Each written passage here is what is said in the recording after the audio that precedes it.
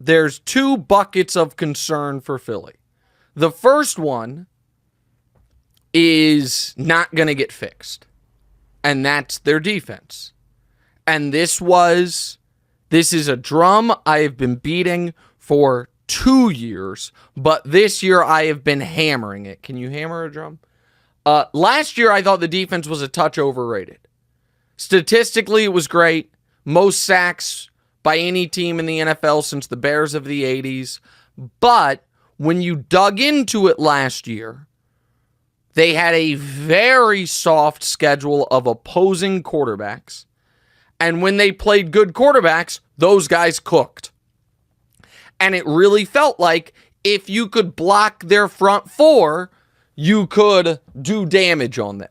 And that then, of course, culminated in the Super Bowl, where the Chiefs gained literally every single yard they could possibly have gained in their second half possessions, except for the final yard, which they didn't want to gain. Instead, they took a knee. And that defense allowed 38 points. And now this year, no matter what category you look at, the Eagles defense stinks at it. And it is, if you want to do yards allowed, where are the Eagles in the NFL in yards allowed? In total yards allowed, they are 20th. In passing yards allowed, they are 28th. In points allowed, they are 26th. This is a defense. On third downs, they're bad. On red zone, they're bad. They used to be a good run defense. Now the last month, they haven't been that. And in the offseason, Eagles fans blame Jonathan Gannon, their defensive coordinator that did such a terrible job. He got a head coaching job out of it. They blame Jonathan Gannon. And nobody shared, if you guys remember, the somewhat awkward Hard Knocks, or the knockoff version of Hard Knocks, whatever it is, the Amazon show. I shouldn't say knock, the alternative version of Hard Knocks. The Jonathan Gannon speech in training camp where he's like, who took the bus? We got Buddy. Who walked? Who drove here? And it was like a weird thing. Nobody shared that more on social media than Eagles fans. They're like, oh, this guy cost us a Super Bowl. And then 3 months into this season, Sean Desai, you're out of here. Matt Patricia, you're in. And now after last night, Patricia, you left Bradbury on an island? What were you thinking? Guys, it's the personnel. I know you don't like to criticize the personnel because Howie Roseman, understandably, is a golden god in Philly, but their back seven personnel stinks. And Darius Slay just had arthroscopic surgery, your best corner, so he's out. If they don't get to the quarterback, anyone can cook them, including Drew Lock going 92 yards in 2 minutes to win a football game. That's not changing. That's not getting fixed. And Philly fans tried to cope with it by like, oh, Kevin Byard will change things. No, he won't. Kevin Byard used to be awesome. Now he's fine. Oh, look out now. We got the maniac, Shaq Leonard, Darius Leonard from Indy. Guys, Shaq Leonard was one of the greatest players in the league, had a terrible knee injury, and he was so bad in recovering from it, Indy outright released him. He was available to the whole league. He's not coming to save the day for your team. And so Philadelphia, early in the year, they weren't playing great, but they were finding ways to win. And it's like, okay, that's their brand. Now they're not playing great and they're finding ways to lose. And now you also look at the fact that these guys don't blow people out. Yeah, here's their games. 5-point win over New England. 6-point win over Minnesota. And if you remember that game, Minnesota moved. I watched that game on an airplane to take your sister to college. They moved the ball up and down the field and then couldn't stop fumbling, turning it over. They had one of those reach for the pylon fumble. It turns into a touchback. They beat the Buccaneers by 2 scores. Washington by 3 in overtime. The Rams by 9. Lost to the Jets. Beat the Dolphins by 14. That's a great win. Commanders by 7. Dallas by 5. The Chiefs by 4 after the MVS drop. The Bills in overtime. Then blown out by the Niners, blown out by the Cowboys, and lost to Seattle with their backup quarterback. Not being able to get a stop at the end. That defense is not getting fixed. You're just going to have to hold on for dear life. Then you have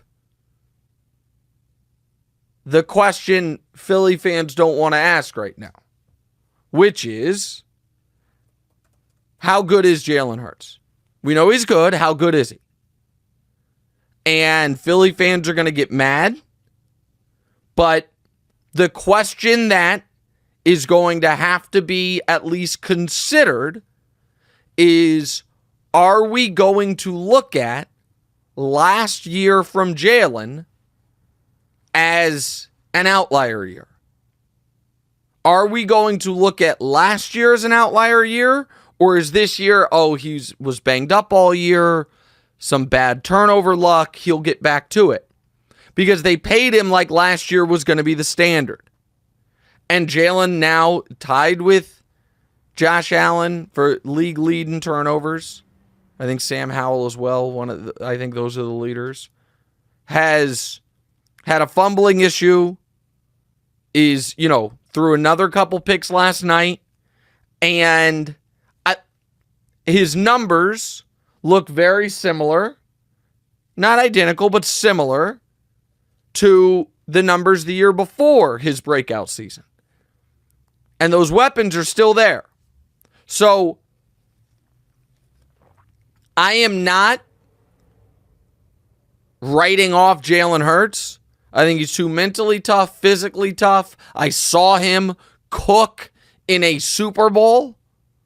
But I am also saying for Philly, you have one problem that is unignorable and is right now, I think, unfixable in your defense. You hope that's your only problem. Because if your other problem is you have a good quarterback, but have planned on having a great quarterback, that's a problem that's going to have a long tail. And so, now here's the other reality that it's easier to explain on the podcast than on the TV show. But when it comes to winning the division, right now, the tiebreakers for within a division go as follows: divisional record, followed by common opponent, followed by conference record, and then strength of victory. Okay? And it might go divisional record, then conference record, then common opponent. Doesn't matter. If Dallas and Philly both win out, Philly wins the division.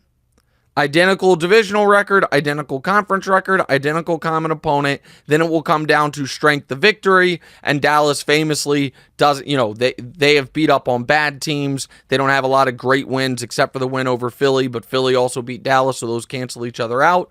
Philly would win the division. However, so if they both win out and they have the same record, Philly wins the division. Philly's the 2 or the 3, and Dallas is the 5.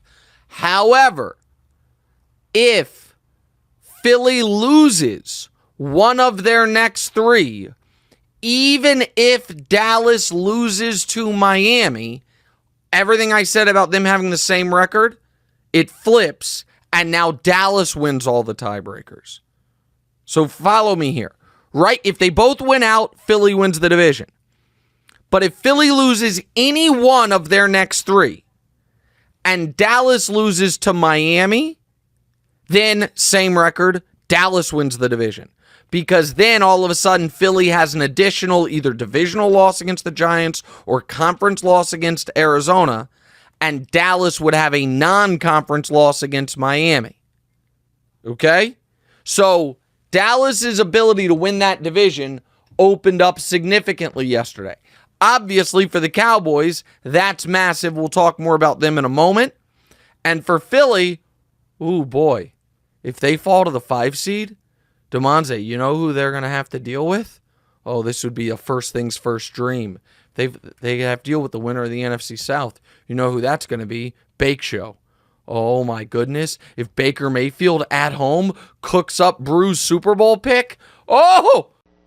Hey, thanks for watching. Hit the subscribe button to get more from the show, and make sure to click the bell to get notified every time new content drops. Check out full episodes of What's Right wherever you get your podcasts, or just click the link in the description below.